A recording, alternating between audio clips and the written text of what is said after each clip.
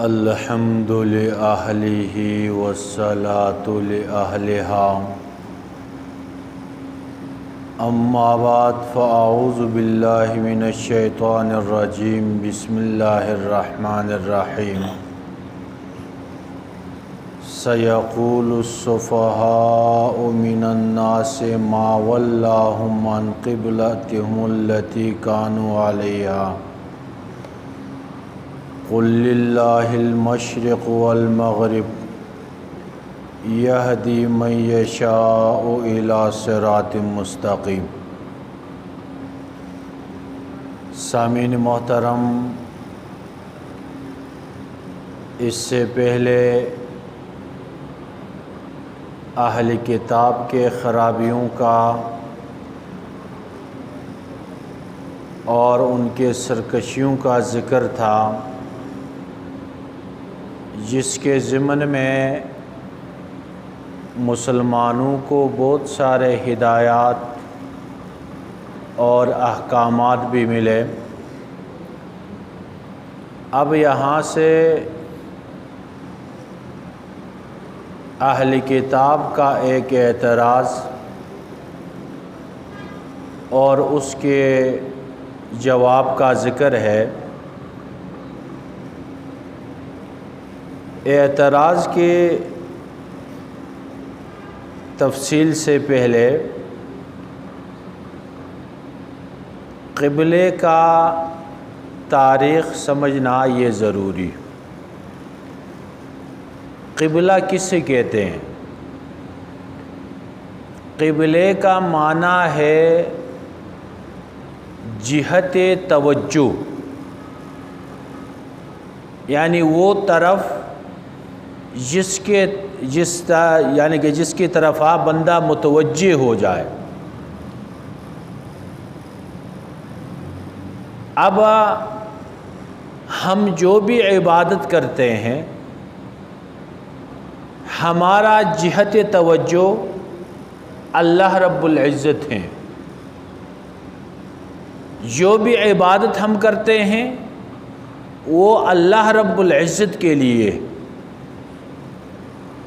اب اللہ کی ذات یہ کسی جہت میں نہیں ہے، کسی طرف میں نہیں ہے۔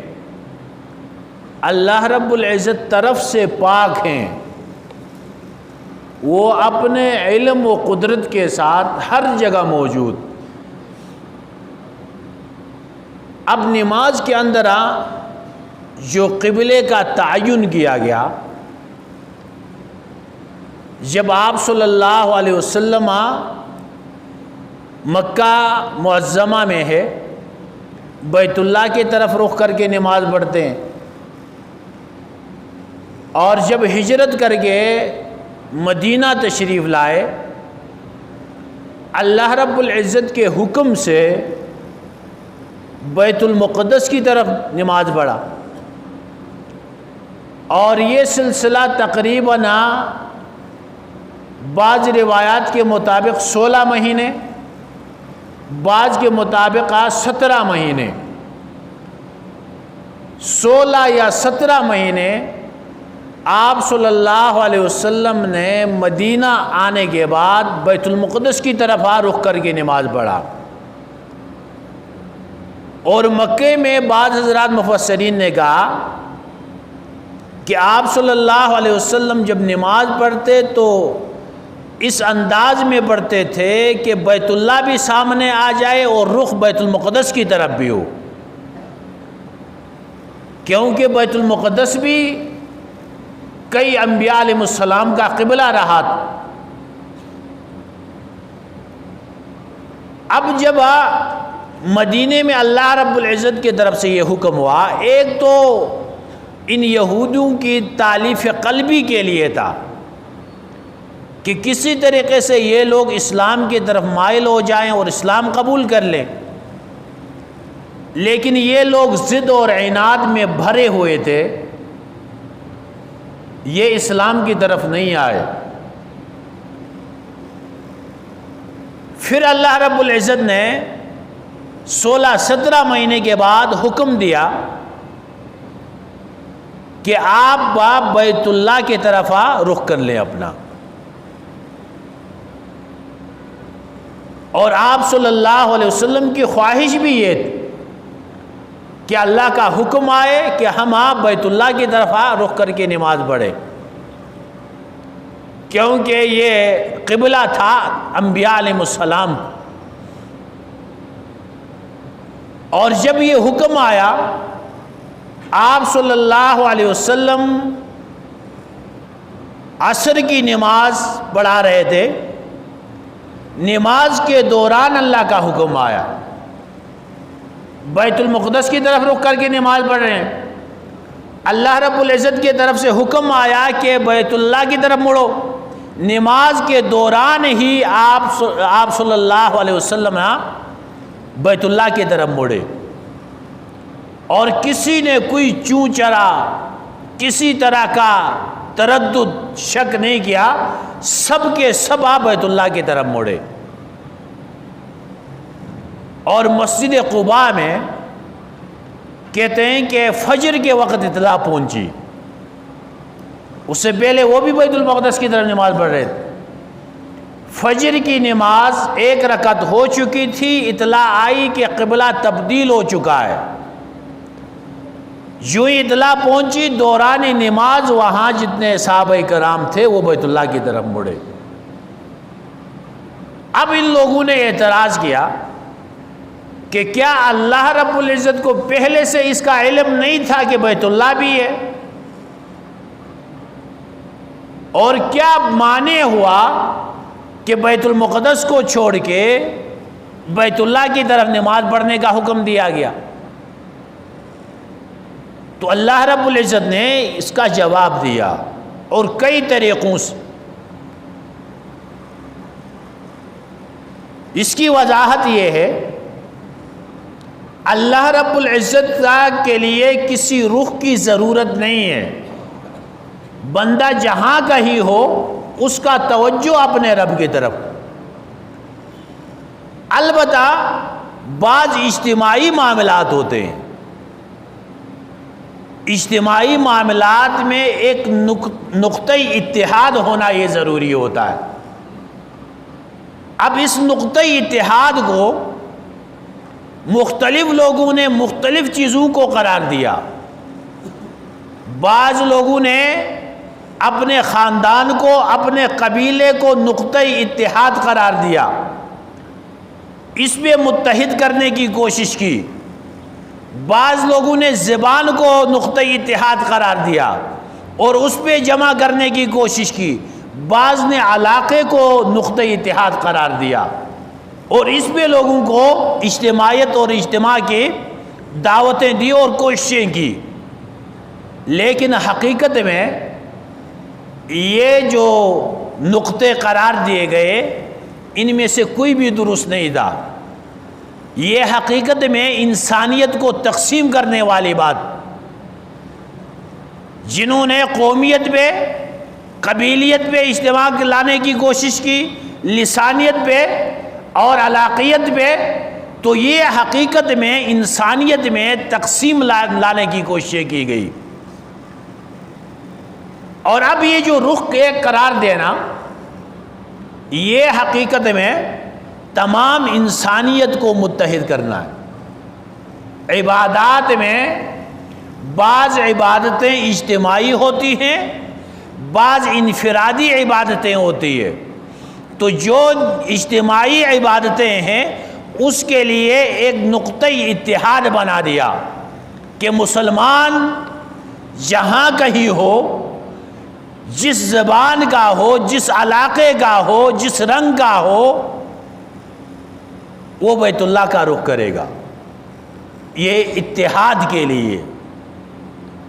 اب مثلاً حج کے موقع پہ جو ارکان ہیں، حج کے افعال ہیں، وہ سب کے لیے ایک، اس میں کسی طرح کا کوئی امتیاز نہیں ہے.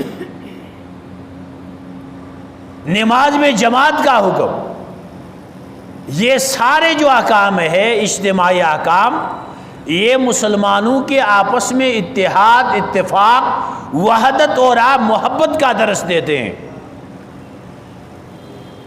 کہ جیسا امیر ہے، غریب ہے، جس قبیلے کا ہے، جس جگہ کا ہے، ایک ہی صف پہ جمع ہو کر وہ اللہ کے سامنے سجدہ ریز ہوتے. ورنہ حقیقت میں ہم عبادت بیت اللہ کا نہیں کرتے، بیت المقدس کی عبادت نہیں ہے، عبادت صرف ایک اللہ کی.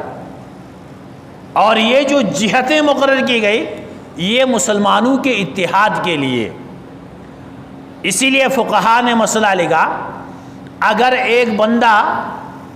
اگر کوئی بندہ سفر میں یا ایسی جگہ پہ ہے جس کو قبلے کا اشتباہ آ گیا، اس کو پتہ نہیں چلا کہ قبلہ کون سی طرف پہ، تو وہ کوشش کرے کہ کسی سے پوچھ لے. اگر پوچھنے کے لیے بھی کوئی بندہ نہیں ملتا ہے، وہ غور و فکر کرے. مثلا ہمارا قبلہ مغرب کی طرف ہے، وہ سورج کو دیکھ لے. اگر کوئی ایسی صورت بھی پیش نہیں آتی ہے، سورج بھی نہیں ہے، رات کا وقت ہے، اب وہ غور و فکر کے بعد نماز پڑھ لے. اب یوں ہی اس نے نماز ختم کی، کسی نے آگے بتایا کہ بھائی آپ نے نماز تو غلط سمت پہ پڑھا ہے، آپ نے قبلے کی طرف پیٹ کر کے نماز پڑھا ہے، تو اب اس کو نماز لوٹانے کی ضرورت نہیں ہے، کیونکہ عذر کی وجہ سے نماز بیت اللہ کی نہیں ہے، نماز اللہ کے لیے. اور اللہ رب العزت اپنے علم و قدرت کے ساتھ ہر جگہ موجود، لہٰذا اسے نماز لوٹانے کی اجازت. تو فرمایا سیقول السفہاء من الناس، ان قریب یقیناً یہ جو بیوقوف قسم کے لوگ ہیں یہ کہیں گے، یہ اعتراض کریں گے، ما ولاہم عن قبلتہم التی کانوا علیہا، کیا وجہ بنی ان لوگوں کو ان کے سابقہ قبلے سے کس چیز نے انہیں پھیر دیا. اللہ رب العزت نے 4 طرح سے جوابات دیے، 2 اجمالی طور پہ اور 2 تفصیلی طور پہ. آپ کہہ دیجئے للہ المشرق والمغرب، اللہ ہی کے لیے ہے تمام مشرق و مغرب. اللہ رب العزت اپنے ذات کے ساتھ، اپنے علم و قدرت کے ساتھ ہر جگہ موجود. یہدی من یشاء الی صراط مستقیم،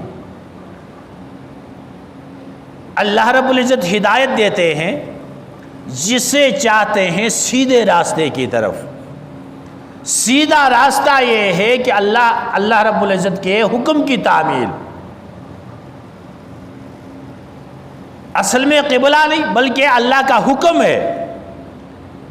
اللہ کا حکم سمجھتے ہوئے اس کو مسلمان ضروری سمجھتے ہیں. اور جب اللہ کا حکم آیا بیت المقدس کے بجائے بیت اللہ کا رخ کیا، اور بیت اللہ کا رخ کر رہے تھے، جب حکم آیا بیت المقدس کا رخ کیا، کیونکہ یہ جہتیں مقصود نہیں ہے، اللہ کا حکم مطلوب ہے. اسی لیے کہتے ہیں اللہ رب العزت کے جو احکام ہے ان میں علتیں تلاش کرنا. بعض لوگ کہتے ہیں اس میں کیا حکمت ہو سکتی ہے یا اس کا کیا فائدہ ہو سکتا ہے. تو بہت سارے احکام ایسے ہیں جن کی علتیں بھی سمجھ میں آتی ہے، جن کی حکمت بھی سمجھ میں آتی ہے، اور بہت سارے ایسے ہیں جن کی حکمتیں ہمارے سمجھ سے باہر ہے. لیکن اللہ کا حکم کوئی بھی حکمت سے خالی نہیں ہوتا، حکیم کا کوئی حکم حکمت سے خالی نہیں ہوتا. اور سوال اٹھانا کہ ایسا حکم کیوں ہوا، یہ بندگی کے خلاف ہے.